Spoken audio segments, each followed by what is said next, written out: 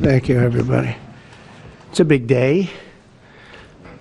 Should be fun. I don't know. You'll maybe find reasons why it's not, but I can't imagine because we have a lot of great things happening. It's been a very strong week and a very strong weekend. Before we begin, let me say a few words about the historic events that took place over the last few days. On Saturday, my administration helped broker a full and immediate ceasefire, I think a permanent one, between India and Pakistan, ending a dangerous conflict of two nations with lots of nuclear weapons. And they were going at it hot and heavy, and it was seemingly not going to stop.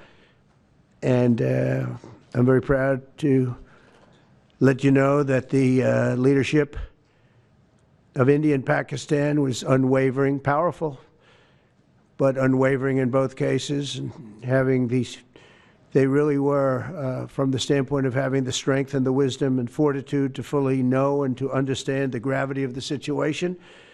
And we helped a lot. And we helped also with trade. I said, come on, we're going to do a lot of trade with you guys. Let's stop it. Let's stop it. If you stop it, we're doing trade. If you don't stop it, we're not going to do any trade. People have never really used trade the way I used it, that I can tell you. And all of a sudden they said, I think we're going to stop. And they have. And they did it for a lot of reasons, but trade is a big one. We're going to do a lot of trade with Pakistan. We're going to do a lot of trade with India. We're negotiating with India right now. We're going to be soon negotiating with Pakistan. And we stopped the nuclear conflict. I think it could have been a bad nuclear war. What's up, American patriots? Welcome back to Right View Nation, your home for truth, freedom, and the fight to keep America first. Now listen up, because what we're talking about today is Yuga. President Trump just took a victory lap, and I'll tell you what, he earned it. While Joe Biden stumbles over teleprompters and hands out money like candy to foreign nations, Donald J. Trump is out here reminding the world who the real leader of the free world is. So grab your coffee or your MAGA mug and buckle up. We're going to break this down, piece by piece. This isn't just politics. This is patriotism in action. Let's start with something the media completely brushed under the rug. Millions of people could have been killed, so I'm very proud of that. I also want to thank Vice President Vance and Secretary of State Rubio for their work and efforts. They worked very hard on that. We also, as you know, created a situation where the Houthis, for the first time ever, have ceased firing, and they've let it be known that they're not going to be firing at American ships anymore, not going to be firing at Americans anymore. This was a heavy barrage that lasted for approximately 50 days. And as you know, they've been in war essentially for forever. But over the last 10 years, they've been very difficult for other countries. Nobody was able to do what we did. But they stopped, and we take their word for it. Their surrogates and them directly said, we don't want to do this anymore. And so we were satisfied with that. In addition, yesterday we achieved a total reset with China after productive talks in Geneva.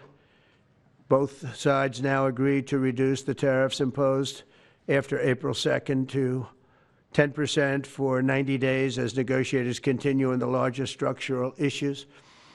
And I want to tell you that a couple of things. First of all, that doesn't include the tariffs that are already on, that are our tariffs. And it doesn't include tariffs on cars, steel, aluminum, things such as that, or tariffs that may be imposed on pharmaceuticals, because we want to bring the pharmaceutical businesses back to the United States, and they're already starting to come back now based on tariffs because they don't want to pay 25, 50, or 100% tariffs, so they're moving them back to the United States.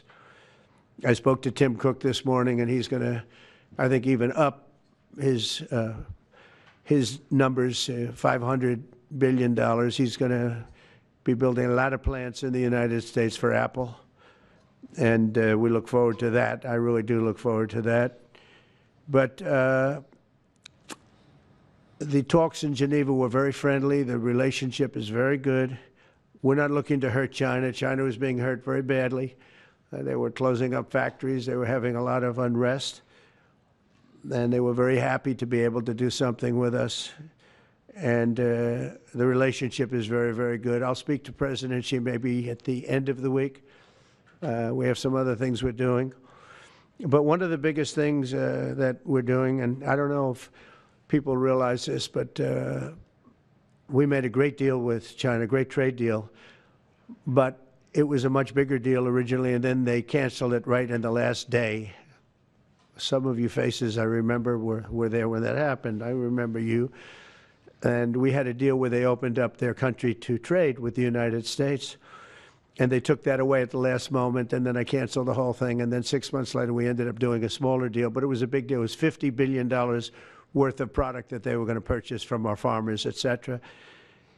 And we agreed to that. People thought it was 15 because they were doing 15. We made it 50 because I misunderstood the 15. I said, you got to get 50.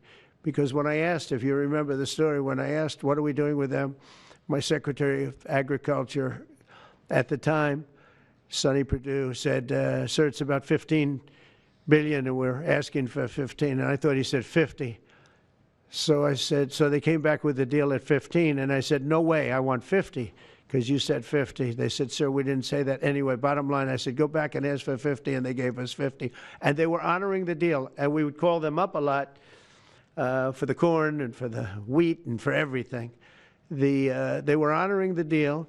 And then when Biden got in, they no longer honored the deal. There was nobody to call. I would call on an average of once every 2 weeks to say, come on, you have to speed it up a little bit. And our farmers were doing great. I said to them, buy more land and bigger tractors, if you remember. That's what happened. But the deal was a very good deal. But the best part of the deal was that we opened up China. China agreed to open itself up to American business to go in. And it would have been a great thing, I think, for China.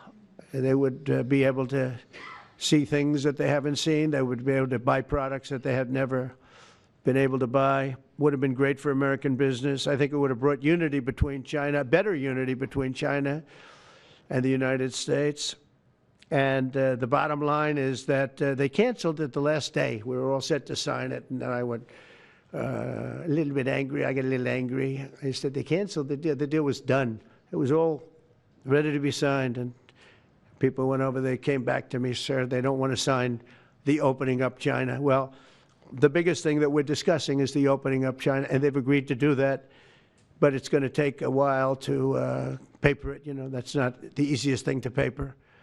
But that's the single, I think, to me, some people would disagree. Some people would say we're getting a lot of money with tariffs or whatever, but, you know, especially when you add what we already have. Because remember, we're already getting the 50% on steel and different things. That's not included in these numbers, so you can add that. But the biggest thing to me is the opening up. I think it would be fantastic for our businesses if we could go in and compete with China. It would be a lot of jobs for China. It would be, I think, at a time when they can frankly use the jobs. And that's what we're talking about. So that's a very, very important element to add. So when Scott, I watched him speak the other day, and I think he didn't want to say it, but I said, it's okay to say it. Look, if we don't get it, we don't get it. But if we don't get it, it won't be a positive thing. But if we do get it, I think it's maybe the most important thing to happen. Because if you think about it, we opened up our country to China. They have very few restrictions. And they didn't open their country to us. Never made sense to me. It's not fair. And they've agreed to open China, fully open China. And I think it's going to be fantastic for China. I think it's going to be fantastic for us. And I think it's going to be great for unification and peace. China will also suspend and remove all of its non-monetary barriers. They've agreed to do that. Well, they're very numerous. But again, to me, the biggest thing that came out of that meeting is they've agreed. Now we have to get it papered, but they've agreed to open up China. It's going to be great for everybody. President Trump single-handedly helped stop a possible nuclear war between India and Pakistan. You heard that right. Two nations, both armed to the teeth, tensions flaring. And while the rest of the world watched helplessly, Trump stepped in and said, "Cut it out. or kiss your trade deals goodbye. Folks, this is classic America First diplomacy. No long speeches. No globalist backdoor deals. Just bold leadership. And what happened? Boom, ceasefire. That's what strength looks like. That's what peace actually looks like. Not some empty Nobel Prize ceremony in Oslo, but real action that saves millions of lives. That is what we had under President Trump. And it gets even better. The Houthis, the same group that had been shelling American ships for over 50 days straight, just told the world, we're done. Why? Because they knew under Trump, there are consequences. Trump didn't send them pallets of cash. He didn't issue a press release begging for peace. He made it clear, if you fire on the United States of America, you're going to deal with us. Guess what? They backed down. No more attacks. No more games. And you think Joe Biden could have pulled that off? Not a chance. He's too busy worrying about pronouns and DI quotas. Now let's talk about China. Oh yes, the dragon blinked. President Trump didn't just talk tough, he delivered. After productive talks in Geneva, China agreed to reduce tariffs to 10% for 90 days as a gesture of good faith. And that's just the beginning. But let me remind you, patriots, this isn't some leftist come-by-a moment. This is strategic. Because Trump made it crystal clear. The real win isn't just tariff reduction. It's China opening its markets to American businesses. And listen closely. That's never happened before. For decades, we've let Chinese products flood our shelves while American businesses got shut out from their markets. Not anymore. Under Trump, that one-way street turns into a two-way trade highway. This deal means jobs back in America, more power for U.S. entrepreneurs, and a big fat L for the Chinese Communist Party. Let me ask you something. When was the last time a president fought for our farmers? Obama. Forget it. Biden? Don't make me laugh. Trump went into that trade negotiation, originally supposed to get $15 billion in agricultural purchases from China. But Trump, thinking big like always, demanded $50 billion. And they said yes. Why? Because Trump's not a politician, he's a negotiator. He looks out for the American worker, the American farmer, and the American dream. And he didn't just sign the deal and walk away. He followed up with China every 2 weeks, called them personally, checked on deliveries, held them accountable. That's what leadership looks like. That's what it means to have a businessman in the White House instead of a career bureaucrat. You want to talk about economic patriotism? Tim Cook, CEO of Apple, called Trump and said he's planning to build more plants in the United States. Why? Because Trump's tariffs made it make sense to come home. Same thing is happening with pharmaceutical companies. They're leaving China. They're coming back to the land of liberty, where they belong. That's called putting America back in business. Folks, Made in the USA is not just a slogan. It's a strategy. And Trump made it happen. Now here's the truth bomb the left can't handle. Trump's trade strategy works. He looked at China and said, "We opened our country to you. Now it's your turn." And guess what? They finally agreed to open China to U.S. businesses. That's decades of unfair trade practices flipped on their heads. And the cherry on top? China is suspending non-monetary barriers that kept American products and companies out. That's regulation, bureaucracy, and red tape gone.